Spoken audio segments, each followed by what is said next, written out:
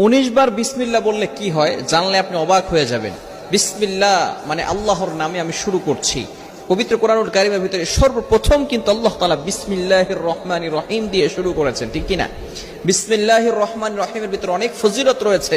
19 বার পড়লে এর গুরুত্বপূর্ণ একটি ফজিলত রয়েছে।